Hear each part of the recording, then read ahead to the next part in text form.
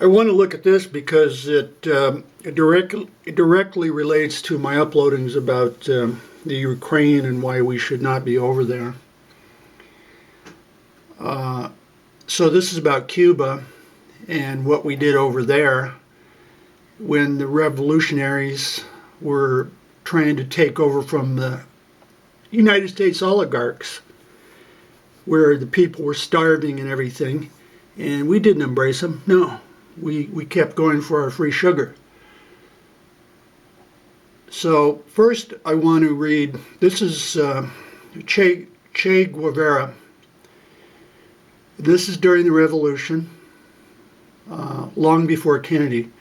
The enemy soldier in the Cuban example, which at present concerns us, is the junior partner of the dictator, who was Batista. He is the man who gets the last crumb left by a long line of profiteers that begins in Wall Street and ends with him. He is disposed to defend his privileges, but he is disposed to defend them only to the degree that they are important to him. His salary and his pension are worth some suffering and some dangers, but they are never worth his life. If the price of maintaining them will cost his life, he is better off giving them up. That is to say, withdrawing from the face of the guerrilla danger, which was the revolutionaries, including Castro and Che Guevara. Okay, so now let me scroll down to Kennedy's statement. This was Che Guevara's 1958 statement.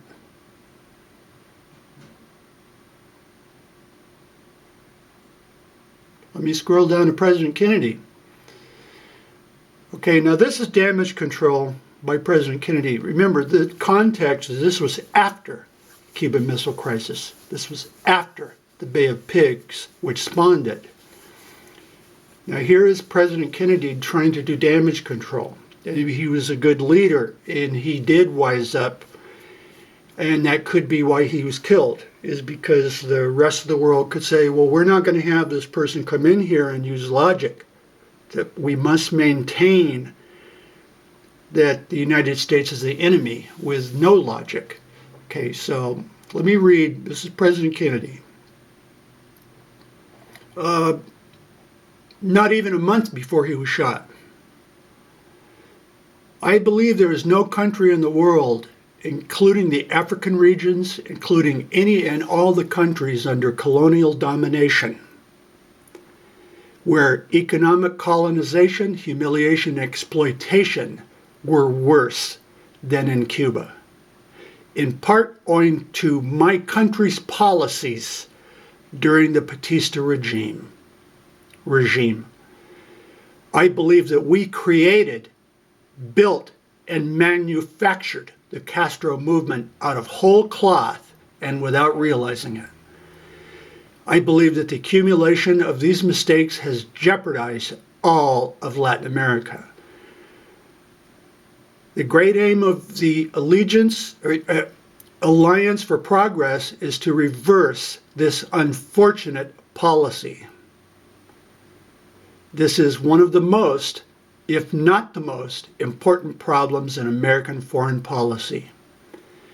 I can assure you that I have understood the Cubans. I approve the proclamation which Fidel Castro made in the Sierra Maestra, when he justifiably called for justice and especially yearned to rid Cuba of corruption.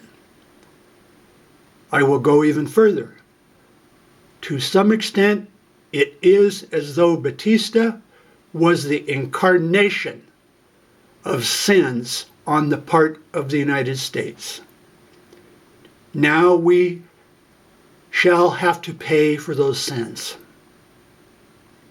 In the matter of the Batista regime, I am in agreement with the first Cuban revolutionaries. So there you have it. Now, he spoke that wisdom in those words, and that could be why he was killed. I don't think so, because Oswald was not a great thinker. He really wasn't. But Kennedy saw the mistakes and recognized the mistakes of our imperialism over these countries to get free sugar and free coffee. And he was trying to atone for it and adjust to the modern world. That makes him a great leader, and he got shot.